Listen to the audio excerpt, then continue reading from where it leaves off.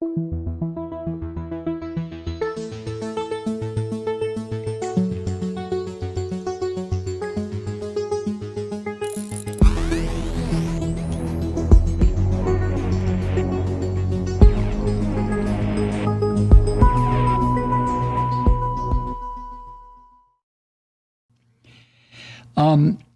of the situation in Utah, well, across the West, groundwater and streams that are vital to both farmers and cities are drying up. Fires are burning homes that are being built deeper into wild regions and forests. I mean, isn't that kind of crazy? Extreme heat makes working outdoors more dangerous, and life without air conditioning can be deadly. People are dying from that. And as the Times reports it, while summer monsoon rains, boy, have we had them here in Georgia, these rains have brought some relief to the Southwest. 99.9% of Utah is locked in severe drought conditions, and reservoirs in that state are less than half full. Look at Lake Mead in Nevada. Or don't, if you don't want to panic. But, and here's what freaked out the people in Oakley, Utah. Cheap housing, which was very, very abundant in Utah, is now even scarcer than water. And the population of Utah, the population swelled by 18% from 2010 to 2020, making Utah the fastest growing state in the country, Utah. And what the city fathers in Oakley are worried about, cities across the West worry that cutting off development to conserve water will only worsen an affordability crisis that stretches from Colorado to California. Worsen an affordability crisis. If houses are not built, that means the price is going to go up. But what's the alternative? So in this little mountain town of Oakley, which it says here about an hour's drive from Salt Lake City, the spring, the freshwater spring that pioneers once used to water their hayfields and filled water taps in people's homes for decades, dwindled to a trickle in this year's drought. So town officials in Oakley took drastic action to preserve their water. They ordered a stop to all building. Well, and then the Times reports that during the pandemic, the real estate market in Oakley, and there's only 1,500 people there, the real estate market boomed because remote workers flocked in from the West Coast. You know, there's no longer a need to go to an office. So let's get the hell out of LA, get the hell out of San Francisco, get the hell out of Oakland, right? Wherever. So these workers flooded into Utah from the West Coast. And then you have the insanity of people who have to have a second home. Second homeowners staked out ranches, bought them, and they only showed up on weekends. That makes a lot of sense, doesn't it? Mm-hmm. But all those newcomers need water. And water is vanishing as this mega drought, dries up reservoirs and rivers, not just in Utah, but all across the West. So this spring, Oakley, Utah, imposed a construction moratorium on new homes that would connect to the town's water system. So no more. And this is one of the first towns in the United States to purposely stall growth because of a lack of water. I mean, it's an historic event.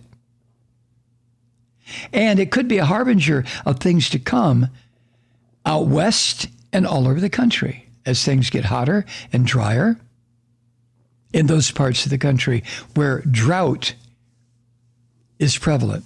Now, again, here in the Southeast, not to worry as far as drought is concerned. Not yet. We've had an incredible amount of precipitation this year here in the Southeast. And it's made everything just so green and verdant and lush and wet. But we're talking about the West. The mayor of Oakley, Utah, who, in addition to raising horses and judging rodeos, the mayor has spent the past few weeks defending his building moratorium. He said, quote, "Why are we building houses if we don't have enough water? The right thing to do to protect people who are already here is to restrict people coming in," end quote. Yeah, that kind of makes sense, doesn't it? For a while. And in that area, farmers and ranchers, and let's be honest here, farmers and ranchers use 70 to 80% of all water. Farmers and ranchers. But they're letting their fields go brown, lay fallow, or they're selling off cows and sheep that can no longer graze. And the governor of Utah said all but one of the fields on his family's farm had dried up. The governor of Utah, Spencer Cox. Cox also asked the people who believe in this horse shit to pray for rain. Oh, yeah, that'll work. But he said this, quote, "It's just brutal right now. If we continue to grow at the rate we're growing now and have another drought like this in 10 years, there will be real drinking water implications. That's the thing that worries me the most," end quote. Well, Gov, yeah, it is brutal right now. And I don't know your age, Gov, but you're not going to be around either when the real shit hits the real fan. But it might be a good idea for us older folks to start considering the people in their 30s, 40s, and 50s, or younger, who are going to have, especially the younger ones, who are going to have to deal with this. Nah. The only reason a building moratorium was declared in Oakley is because the well was running dry. It wasn't a proactive move. It was a reactive move. And I just can't see people in this country, or people in general, taking proactive moves where it concerns climate disruption. Can you? What did we talk about the other day? Mega death from an earthquake, or a building collapse, or a flood, or a tornado has an immediate effect. We can see it. We can smell it. We know that we have to repair it. We have to dig the bodies out. We have to bury people. We have to do this and that and the other thing. So it's an immediate reaction. We see it. But where it concerns climate change, when you have the Christian fascist party in this country saying it doesn't even exist, and consequently, probably half of the people in this country don't even believe it. They're the same people that believe that the COVID-19 vaccine is evil, or that the orange vomit Donald Trump had the election stolen from him. So how do you convince people of the absolute necessity to confront an existential disaster that they can't see? They can, oh, it's hot today. Oh, it's 118 degrees. Oh, there's no water. But that has nothing to do with global warming. That's just cyclical. That just happens once in a while. La-di-da. How do you convince people to confront an existential crisis that they refuse to even believe is occurring? Good question. Good question. Hi, Truth Seekers. Mike Malloy here. As you know, we've switched formats and are now broadcast exclusively on the Progressive Voices Network. So that means you get fewer program interruptions, no corporate commercials, and lots of profanity. But our format change also means some of our radio listeners no longer hear the program.